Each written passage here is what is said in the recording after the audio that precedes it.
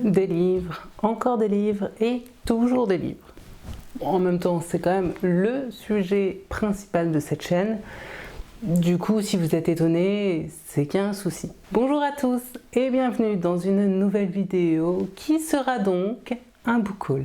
Et je sais pertinemment que vous adorez ces vidéos, alors je suis très heureuse de tourner tout ça aujourd'hui. En plus de ça, on va pas se mentir, qui dit book haul dit plein de nouveaux titres à ma disposition pour piocher dans mes prochaines lectures. Donc pour moi également, c'est que du bonheur. Et j'ai donc aujourd'hui plus d'une dizaine de nouveaux titres à vous présenter. Comme d'habitude, il y en aura un petit peu pour tous les goûts. Même si, je ne vais pas vous mentir, on va y retrouver certains traceurs communs sur la chaîne. Alors installez-vous confortablement, prenez-vous une petite boisson et préparez-vous mentalement à potentiellement faire péter la wishlist. Alors une fois n'est pas coutume, la plupart des romans que je vais vous présenter aujourd'hui ont été des achats d'occasion qui ont d'ailleurs été motivés par des achats sur Vinted puisque, je l'ai déjà dit sur cette chaîne, mais c'est vrai qu'étant plutôt adepte de format poche, et bien lorsque j'ai certains livres en grand format que je souhaite garder, je suis tellement toquée, timbrée et tout ce que vous voulez que oui, je les rachète au format poche. Sauf que celles et ceux qui, comme moi, utilisent Vinted pour acheter des livres doivent savoir que lorsque l'on n'achète qu'un seul livre à un vendeur, entre les frais de port, etc. et tous les frais annexes, ça vaut pas forcément tout à fait le coup. Alors, lorsque c'est comme ça, j'essaye de trouver sur le dressing de la personne en question d'autres livres qui potentiellement pourraient m'intéresser, histoire que financièrement je m'y retrouve aussi. Ce qui fait qu'il n'est pas rare que je passe des commandes avec un ou deux livres que je rachète au format poche, plus d'autres petits copains qui se sont rajoutés et qui pour le coup sont des romans que je n'ai pas encore lus. D'où en partie le book haul d'aujourd'hui. Donc, de tous les romans que j'ai à vous montrer, je n'ai qu'un seul achat neuf et un autre livre que ma belle-mère m'a très gentiment passé, et tous les autres sont donc des achats d'occasion. Et je vous propose tout de suite que l'on commence avec le seul achat neuf de cette sélection, parce que je sais pertinemment qu'il ne surprendra personne. Et si je dis ça, c'est parce que ce livre, il s'agit de Minuit 4 de Stephen King aux éditions Le Livre de Poche. Je ne vais pas me répéter, hein. J'achète tous les King qui ne sont pas encore en ma possession dans cette collection de chez Le Livre de Poche parce que je les trouve beaucoup trop canons. Bon, promis, celui-ci c'était le dernier que j'avais en réserve que je ne vous avais pas encore présenté, donc désormais j'ai une jolie petite pile de King qui m'attendent bien sagement. Et je vous avoue que j'ai vraiment hâte et j'adorerais pouvoir me dégager encore plus de temps pour dégommer cette pile qui me fait beaucoup trop envie. Alors à mon avis, d'ici la fin d'année, je vais encore me bouffer pas mal de King. Bon, je vous avoue que entre deux, il va y avoir le Black November et que mettre du King durant le Black November, stratégiquement parlant, c'est peut-être pas le meilleur choix à faire. Mais bon, on verra d'ici là. Toujours est-il que j'ai donc désormais Minuit 4 en ma possession. Tout comme Minuit 2, il s'agit là d'un recueil de nouvelles. Et si je ne dis pas de bêtises, comme pour Minuit 2, il n'y a que 2 nouvelles à l'intérieur. Attendez, je vérifie, je vous dis ça. Est-ce que je vais pouvoir trouver l'info déjà? Bonne question. Bon, de ce que j'ai pu voir en haut de page, j'ai cru comprendre qu'effectivement, une fois de plus, c'est un recueil de 2 nouvelles, de seulement 2 nouvelles, puisqu'il fait ses 550 pages. Autant dire que pour moi, c'est un compilé de 2 romans du King. Oui, 250 pages, j'estime que c'est un roman. Et non, je ne vous ferai pas de résumé de ces nouvelles parce que lorsque j'achète des recueils de nouvelles du King, je ne lis pas les résumés, je veux plonger dedans sans rien en savoir, donc si vous voulez plus d'infos, comme d'habitude, je vous invite à aller tout simplement en barre d'infos, il y a des petits liens qui vous attendent, qui vous renverront bien sûr vers un site qui vous donnera un résumé. Je suis sympa, je vous prémâche le travail.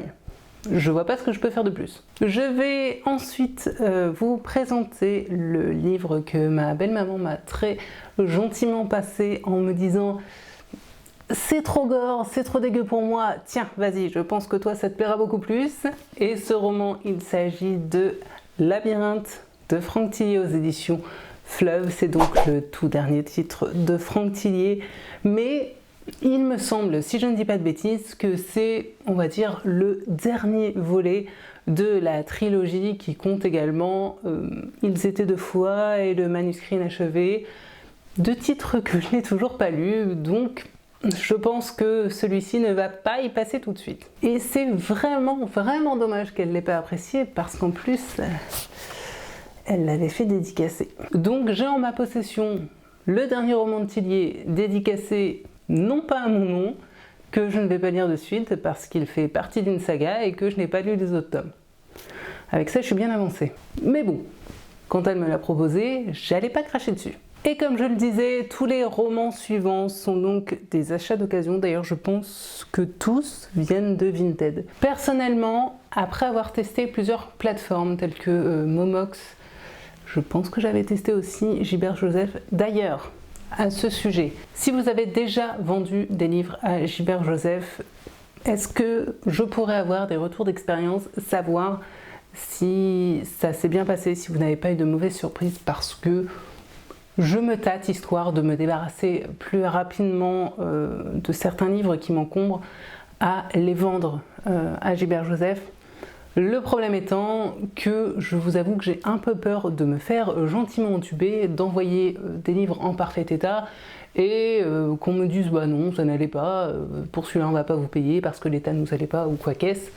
Bref, si vous avez déjà vendu à cette société, s'il vous plaît dites-moi en commentaire comment ça s'est passé, histoire que je me décide pour savoir si je tente l'aventure ou pas. Tout ça pour dire qu'en tant qu'acheteuse, j'ai donc déjà testé plusieurs plateformes et j'avoue que pour l'instant, personnellement, Vinted, c'est vraiment ce qui me convient le plus parce que tout simplement, on peut visualiser vraiment le livre en question. Et c'est vrai que comparativement par exemple à Momox où j'ai déjà eu beaucoup de mauvaises surprises et on ne m'y reprendra plus, et bien jusque là tous les romans que j'ai reçus vraiment me convenaient tout à fait. Certains sont dans des états mais vraiment comme neufs. Alors certes, comme je le disais, lorsque l'on n'achète qu'un seul livre à un vendeur, ça vaut peut-être pas forcément le coup, mais quand on peut faire des achats groupés et qu'on a un bon feeling avec le vendeur et que la personne fait des photos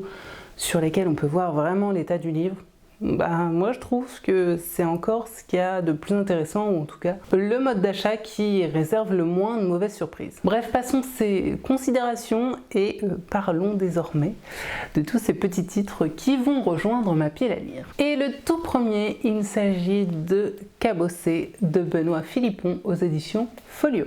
Et si j'ai craqué sur ce titre, c'est tout simplement à cause de l'auteur, puisque Benoît Philippon est également l'auteur du titre Mamie Luguerre, que j'ai lu il y a bien 2 ans, je dirais maintenant, et qui avait été pour moi un formidable coup de cœur. J'avais vraiment adoré cette lecture.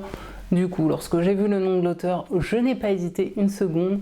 Dans ce roman-ci, apparemment, on va encore être en présence de personnages assez haut en couleur, assez particuliers dirons-nous, puisque l'on va suivre Roy, qui est un homme qui n'a pas vraiment une vie facile, qui a eu pas mal de ratés, qui a mené sa petite barque un peu K1KA dans une vie pas forcément très glorieuse, ni qui ferait envie à grand monde, jusqu'au jour où il va rencontrer Guillemette, une femme dont il va, de ce que j'ai compris, tomber éperdument amoureux.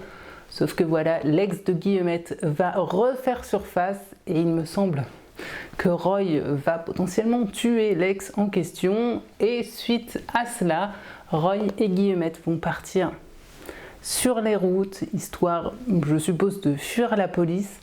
C'est là où ça me rappelle un petit peu l'histoire de Mamie Luguerre. Je ne sais pas où ça va mener nos deux protagonistes, nos espèces de Bonnie and Clyde, mais si l'on est dans la même veine que Mamie Luguerre, je pense que l'on peut potentiellement là tenir une nouvelle petite pépite. Autant dire que celui-ci, je vais essayer, et je dis bien essayer, de me le caser avant la fin de l'année. Le second pour lequel j'ai craqué, il s'agit de Zone de non-droit d'Alex Berg aux éditions Babel, ou devrais-je plutôt dire dans la collection Babel Noir chez Actes Sud.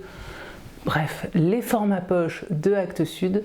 Pourquoi j'ai choisi ce titre? Là encore, c'est à cause du nom de l'auteur, parce que j'ai déjà lu du Alex Berg, qui, si j'ai bonne mémoire, est un auteur allemand. Et il semblerait que j'ai effectivement une bonne mémoire. J'avais lu de cet auteur Ta fille morte, qui pour le coup n'avait pas été une franche réussite, mais justement, histoire de me faire une idée un peu plus pointue de cet auteur, savoir si c'était juste ce titre qui ne m'avait pas plu ou si c'est tout simplement la plume de l'auteur qui ne me convient pas, eh bien j'avais envie de tester un autre de ces titres. Du coup, lorsque j'ai vu celui-ci, je me suis laissé tenter. Avec ce titre, on va donc être à Hambourg, où est organisé le sommet contre l'armement et pour l'écologie, je crois, ou quelque chose comme ça.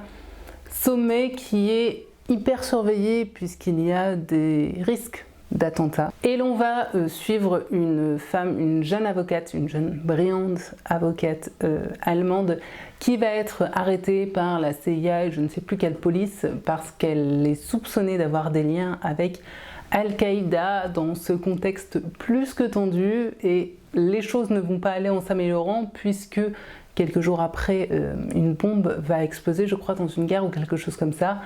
Et donc suite à ça, notre avocate va être envoyée dans une prison. Toujours est-il qu'elle va passer du coup de brillante avocate à prisonnière soupçonnée des pires maux. Sa vie va complètement basculer et à savoir si vraiment elle y est pour quelque chose ou pas. Je vous avoue qu'en ce moment, je suis en train de lire un autre roman où il y est question justement d'attentats, de police qui enquête justement sur ces personnes qui fomentent, qui commanditent les attentats, etc. Et que ce n'est pas une lecture extraordinaire, ou en tout cas une lecture qui me convienne et dans laquelle je m'éclate. Donc, partant de là, je me dis, oui, à la base, c'est pas forcément les thématiques avec lesquelles je suis la plus à l'aise, mais ce roman ne fait que 340 pages, contrairement à la pavasse en question que je suis en train de lire. Donc, je me dis que potentiellement, pour le coup, ça peut passer. Et puis en général, les romans de chez Babel sont quand même plutôt qualitatifs. Donc on va dire que sur ce coup-là, je fais confiance à la maison d'édition. Bon, et puis on va rester chez Actes Sud dans la collection Babel Noir, puisque j'ai également craqué pour Millennium, le tome 4 qui s'intitule Ce qui ne tue pas de David Lagerkrantz. C'est ça, j'ai réussi à le sortir du premier coup, je vous avoue que je n'y croyais pas beaucoup. C'est donc le tome 4 de la saga Millennium, c'est également le premier tome qui a été écrit par un autre auteur que Stieg Larsson, qui est, je le rappelle, pour ceux qui ne le sauraient peut-être pas, l'auteur originel de la saga Millennium qui malheureusement est décédé après l'écriture du 3e tome. Alors je sais que pour beaucoup de fans de cette saga, pour eux, la saga est en fait une trilogie et s'arrête au tome 3, mais voilà, je suis curieuse. J'ai envie de tester au moins le tome 4, histoire de voir ce qu'un autre auteur a fait de cette suite, de cette saga, de ces personnages aussi surtout, parce que je n'ai pas lu tout le résumé, étant donné que je n'ai pas encore lu le tome 3 et que je n'avais pas envie de me faire spoiler. Mais du peu que j'ai pu voir, j'ai cru comprendre que ce 4e tome était vraiment centré sur le personnage de Lisbeth Salander, qui est l'un de mes personnages préférés de la littérature. Donc bon, forcément, rien que pour ça, j'ai quand même très envie de le lire. Et en plus, contrairement au tome 3, qui fait quelque chose comme 900 pages, pour le coup, on est sur du 530 pages. Et pour un tome de la saga Millennium, ça fait un peu plaisir. Parce que bon, même si j'adore ces romans, faut avouer qu'il faut se les farcir quand même, les différents tomes. Jusque-là, c'était toujours des petites bricasses. J'ai donc l'impression qu'avec Lagerkrantz, on a peut-être un peu élagué. À voir du coup si ce nouveau style convient toujours à la saga et me convient toujours. Je vous en reparlerai du coup dès que je l'aurai lu, sachant, vous l'aurez compris, que j'ai d'abord le tome 3 à faire passer avant. Et les 900 pages, il faut que j'arrive à trouver le temps de les lire. On va ensuite partir dans un genre totalement différent puisque j'ai également acheté Et puis Paulette de Barbara Constantine aux éditions Le Livre de Poche. De cet auteur, j'ai déjà lu 2 titres, il me semble. Je crois que j'en ai un autre aussi dans ma pile à lire. Je dois avoir Tom, tout petit Tom. Il me semble que je l'ai acheté. J'ai un doute, mais j'irai vérifier. J'avais également lu d'elle Allumer le chat et un autre roman dont j'ai totalement oublié le titre. Bref, je connais un peu cet auteur et jusque-là, j'aime beaucoup ce qu'elle propose. C'est toujours des histoires de petites gens lambda qui, au premier abord, ne vivent rien de spécifique, mais c'est vraiment une auteure qui va aller mettre en avant des petits détails, des petits moments de la vie et qui va y mêler beaucoup de poésie, de réflexion et de nostalgie. Des thématiques qui en général me parlent beaucoup, donc lorsque j'ai vu ce titre que je n'avais pas encore en ma possession, là encore je n'ai pas réfléchi très longtemps. Et dans ce titre-là, on va donc suivre Ferdinand, qui est un vieux monsieur qui vit tout seul dans sa ferme et qui va un jour remarquer que le toit de sa voisine est en train de s'effondrer et de fil en aiguille, il va lui proposer de venir habiter chez lui pour, je suppose, la mettre en sécurité. Et j'ai l'impression que cette rencontre et cette cohabitation un peu forcée va de nouveau égayer sa vie, son quotidien. Et ouais, je m'attends vraiment à beaucoup de douceur, beaucoup de pudeur et de très belles choses dans ce titre. Donc ouais, j'ai vraiment hâte pour le coup de pouvoir me jeter sur ce roman-là parce qu'il me fait très envie et que je me dis que pour cette période de fin d'année, c'est typiquement le genre de roman qui pourrait en tout cas moi me convenir. Et après ce roman contemporain assez mignon, en tout cas c'est ce que je suppose, on va passer à un tout autre genre une fois de plus, puisque j'ai craqué ce coup-ci sur un thriller, ça ne vous étonnera pas, avec le titre Une autre vie de S.J. Watson aux éditions Pocket. Là encore, si j'ai acheté ce roman, c'est tout simplement à cause du nom de l'auteur, puisque de S.J. Watson, j'avais lu un truc avec Dormir, non ? Avant d'aller dormir, qui avait été un roman domestique psychologique que dans mes souvenirs, j'avais vraiment plutôt bien aimé. Donc là encore, j'avais envie, j'avais à cœur de tester un autre titre de l'auteur. Dans ce roman, on va donc suivre Julia, dont la sœur est décédée. Elle vit donc avec son mari et également son neveu, le fils de sa sœur décédée qu'elle a adopté, et elle a beaucoup de mal à faire son deuil et elle a continué à avancer dans la vie et elle va commencer à enquêter un peu sur les derniers jours de sa sœur pour trouver des réponses. Et pour ce faire, elle va se rendre en France où je suppose vivait sa sœur. Elle va se rendre compte, entre autres, que sa sœur fréquentait assidûment des sites de rencontres et histoire d'en savoir plus, elle va donc se faire elle-même passer pour sa sœur décédée.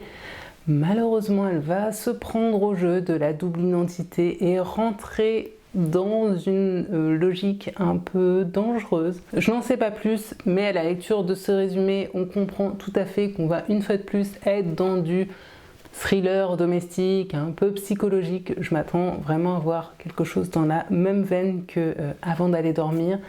Et c'est typiquement le genre d'histoire qui peut être très bien ou complètement raté. Voilà. En général, avec ce genre de schéma, je trouve qu'il n'y a pas trop d'entre-deux. Soit c'est bien mené, soit ça ne l'est pas et c'est un gros flop. Du coup, à ce propos, si vous avez lu ce titre, je suis preneuse de vos retours. Et dans la même commande, il me semble, quoique je ne sais plus, j'en ai tellement fait que je les ai un peu toutes mélangées dans ma tête. Je me suis également procuré Siglo de Ragnar Jonasson aux éditions Le Cercle Point. Oui, je sais que j'ai dit plus d'une fois que je ne suis pas la plus grande des fans de l'écriture de Ragnar Jonasson, mais que voulez-vous, je suis également une psychorigide de la littérature et quand je commence une saga littéraire, j'aime autant que faire se peut aller jusqu'au bout et vous l'aurez donc compris, Siglo est l'un des tomes de la saga autour du personnage d'Aritor, dont j'ai déjà lu 3 ou 4 tomes, je ne sais plus. Celui-ci est, je crois, le suivant du dernier que j'ai pu lire. Et puis également dans l'optique de référencer un maximum de livres sur mon site, je le rappelle, readtrip.fr, sur lequel vous pouvez retrouver toutes les chroniques que je fais et sur lequel tous les romans sont recensés de façon géographique. Bref, si vous voulez voir tout ça, je vous invite à vous y rendre. Toujours est-il donc que, également dans cette optique, eh bien parfois, je lis aussi des romans qui à la base ne me font pas énormément envie. C'est le cas de Siglo, qui va donc me permettre en tout cas d'avancer dans cette saga. Une fois de plus, nous sommes avec Aritor dans cette petite ville d'Islande au nom absolument imprononçable, dont le diminutif est d'ailleurs Siglo, d'où le titre de ce roman, et c'est très bien, hein, Siglo, moi ça me suffit amplement. Et dans ce titre-ci, on va donc de nouveau enquêter avec le personnage d'Aritor autour d'un meurtre, ici le cadavre d'une jeune fille que l'on va retrouver, je crois, dans la rue principale de Siglo. On ne va pas trop savoir au premier abord s'il s'agit d'un suicide ou d'un meurtre. Forcément, notre ami Aritor va essayer de démêler le vrai du faux. Comme j'ai dit, hein, en général, jusque-là, les écrits de Ragnar Jonasson avec moi, ça n'a jamais été des coups de cœur. Ça n'a jamais été non plus d'énormes déceptions, mais c'est vrai que je trouve son écriture finalement très classique et qui manque d'originalité. Mais nous sommes sur du petit roman de 250 pages qui, je le sais pertinemment, se lira très bien.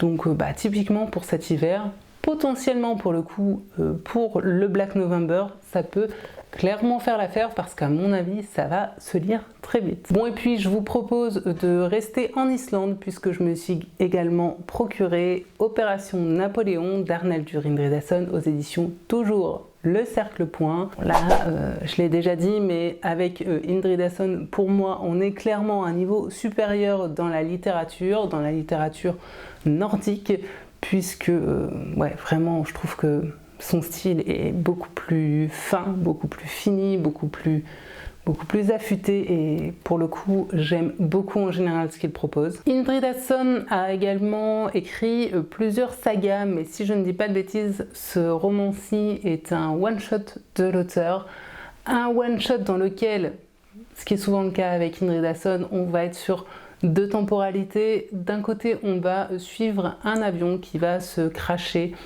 avec à son bord des soldats allemands et américains, je crois, qui vont emporter avec eux l'un des plus grands secrets du XXe siècle, rien que ça. Et également toute une partie de ce que j'ai compris au présent, où l'on va du coup faire la découverte de cette carcasse d'avion et donc exhumer ce secret qui aurait peut-être mieux fait de rester enfoui. Bref, du polar nordique un peu historique à la sauce Indridason, normalement ça devrait être plutôt bon. Enfin, je dis ça, mais il me semble que la note sur Livre Addict n'est pas folichonne. Bon, après on verra, hein, peut-être que pour le coup, avec moi, ça le fera. Et je l'espère, en tout cas je croise les doigts. Et là encore, c'est typiquement le genre de titre que je peux peut-être caser durant le Black November. D'ailleurs, à ce sujet, vous ne pouvez pas savoir à quel point j'ai hâte d'enfin connaître les catégories de cette session 2022 qui arrivera à la fin du mois, puisqu'au moment où je tourne cette vidéo, nous sommes début septembre. Et normalement, les catégories vont être annoncées toute fin septembre. Donc autant vous dire que normalement, début octobre, je me fais ma petite pile à lire, je tourne ma vidéo qui sera disponible sur la chaîne aux alentours de, je dirais, entre la mi-octobre et la fin octobre. Lors de ma dernière commande Vinted, j'ai également fait l'acquisition de L'encre et le sang de Franck Tillier et Laurent Scalez aux éditions Pocket. Alors je ne m'attendais pas du tout à recevoir un livre aussi court, mais c'est tout simplement parce que, si je ne dis pas de bêtises, il s'agit ici d'une nouvelle écrite, enfin coécrite du coup, par Franck Tillier et Laurent Scalez. Alors autant je connais par cœur presque, j'ai envie de dire, l'écriture de Franck Thillier, autant je n'ai jamais entendu parler de Laurent Scalez. Je suis donc du coup très curieuse de découvrir cette nouvelle parce que jusque-là je n'ai jamais lu de choses co-écrites par Franck Thillier. J'ai toujours lu des histoires qu'il avait écrites lui tout seul et du coup je suis vraiment intriguée et curieuse de voir ce que sa plume peut donner en écrivant avec un autre auteur. Alors au niveau de l'histoire, j'ai l'impression, à lire le résumé, qu'on est pour le coup un peu dans l'univers de Stephen King, puisque on va se retrouver au fin fond de Hong Kong avec un homme qui va découvrir, j'ai cru comprendre, une machine à écrire qui tout simplement permet de donner vie à tout ce qu'on écrit et qui va potentiellement s'en servir pour se venger. Avouez que dit comme ça pourrait clairement être un roman du King. Entre l'esprit de vengeance, le côté un peu fantastique et le fait que le personnage principal soit un écrivain, moi je trouve que ça fait quand même très inspiré King. Nous sommes donc avec une nouvelle qui fait une centaine de pages, autant vous dire que ce titre-ci, il passe très rapidement. Voilà, typiquement, moi j'adore ces petits romans qui, lorsque je sens que je ne vais pas avoir beaucoup de temps à me dégager pour la lecture et que j'ai besoin d'un dernier titre pour vous faire un point lecture, est très facile à caser, donc ouais, celui-ci, je pense qu'il y passe rapidement. Je vous rassure, ce point lecture est bientôt terminé puisque je n'ai plus que 3 titres à vous présenter. Et là, tout de suite, je vais vous parler d'un roman dont j'entends personnellement parler depuis très très longtemps. Je vous le donne en mille sur la chaîne de Séverine, il est bien ce livre. Et ce roman, il s'agit de Derrière les panneaux, il y a des hommes de Joséphine Cardona aux éditions Pocket. Là encore, j'ai déjà lu du Joséphine Cardona, j'avais lu Chaleur de lui, qui pour le coup là non plus n'avait pas été une franche réussite. Moi, c'est vraiment pas un titre qui m'avait emballé. Mais ce roman-ci, j'en entends parler depuis des années, apparemment il est génial. Donc lorsque je l'ai vu dans le dressing d'une personne à qui j'allais commander autre chose, j'ai pas hésité une seconde. Si j'ai bonne mémoire, dans ce titre on va suivre un père dont la fille a disparu je crois sur une aire d'autoroute et qui va du coup passer suite à ça toutes ses journées, tout son temps sur l'autoroute en question pour se mêler à la foule, se mêler aux gens qui travaillent sur cette autoroute, aux gens qui côtoient cette autoroute d'une façon ou d'une autre pour, je le suppose, comprendre ce qui a pu arriver à sa fille et potentiellement retrouver la personne qui lui a fait du mal. Un pitch de départ qui m'attire beaucoup. J'espère vraiment qu'on va d'une part avoir une grosse part de mystère, de suspense, qu'on va vraiment être dans cette ambiance thriller et enquête, et aussi d'autre part que l'on va peut-être explorer un petit peu la facette de ce père et potentiellement aussi la relation filiale entre lui et sa fille, peut-être au détour de certains souvenirs, de certains flashbacks. Je ne sais pas si ce sera le cas, en tout cas c'est ce que moi j'espère y trouver. Là encore nous sommes sur un roman d'un petit peu plus de 300 pages, donc potentiellement, si Séverine est sympa, il y a moyen que je le casse durant son challenge. Et je vais terminer ce book haul avec un auteur que j'aime beaucoup, dont là encore j'ai prévu de lire tous les romans et je suis bien partie pour parce que je commence à en avoir lu pas mal de lui et je pense qu'il m'en manque peu de cet auteur dans ma pile à lire. Et le premier roman dont je voulais vous parler, il s'agit de Les 4 saisons de l'été de Grégoire Delacour aux éditions Le Livre de Poche. Bon alors oui, je sais, ce titre, cette couverture font très estival. Je suis censée plutôt lire ce titre là, maintenant, tout de suite, mais je suis le genre de lectrice qui se fout royalement de ce genre de considération. Je me souviens d'ailleurs que j'ai lu cet été une romance de J. Asher qui se passait durant la période de Noël et pour autant c'est une lecture que j'ai adorée. Donc très clairement je peux tout à fait lire ce titre en plein mois de décembre. Ça ne me pose aucun problème. Le résumé est extrêmement énigmatique et comme je l'ai souvent dit, moi c'est quelque chose qui me va parfaitement. On comprend juste un petit peu dans quelle atmosphère on va être, et perso ouais ça me suffit. Dans ce titre on va donc retrouver les plages du Nord, les plages du Touquet durant l'été, avec potentiellement une histoire d'amour, ces histoires vous savez extrêmement passionnelles mais qui malheureusement prennent fin à la fin des vacances. Une ambiance donc très ensoleillée, nostalgique, peut-être avec un peu de pudeur et des sentiments décortiqués. En général, c'est des choses que Grégoire Delacour sait très bien faire. Comme souvent, ou d'ailleurs même quasiment comme à chaque fois avec cet auteur, on est sur du roman d'à peu près 250 pages. C'est un format qui me convient parfaitement, surtout lorsque l'on a un peu du mal à trouver du temps pour lire. Et puis de toute façon, comme je vous l'ai dit, je veux lire tous les titres de Grégoire Delacour. Donc ce livre-ci me permet juste de me rapprocher un peu plus de mon objectif. Et histoire de passer encore un palier supplémentaire dans cet objectif, je me suis aussi procuré L'écrivain de la famille, toujours de Grégoire Delacour et toujours aux éditions Le Livre de Poche. Il me semble que ce titre est le tout premier que l'auteur a publié, et il me semble aussi qu'il s'est pas mal inspiré de sa propre histoire familiale, comme c'est souvent le cas dans ses romans. C'est pas le cas de tous ses titres, mais c'est vrai que c'est un auteur qui n'hésite pas à mettre pas mal de son expérience personnelle et de son histoire familiale dans ses romans. Ici, on va donc suivre un petit gamin qui un jour va écrire un poème, et une chose en entraînant une autre, apparemment il va devenir entre guillemets l'écrivain de la famille. Je suppose qu'on va un peu le pousser dans cette voie, même si à la base ce n'est pas forcément ce dont il rêvait. Moi, ce qui m'a définitivement conquis, c'est qu'à la fin du résumé, on nous dit « Avec grâce et délicatesse, Grégoire Delacour nous conte une histoire simple, familiale, drôle et bouleversante. » Et connaissant la plume de l'auteur, j'imagine tout à fait ce que ça peut donner avec un tel pitch de départ. On est complètement dans l'univers de Grégoire Delacour, dans ce qu'il sait faire. Et ouais, rien que pour ça, j'ai là encore très envie et très hâte de pouvoir me plonger dedans.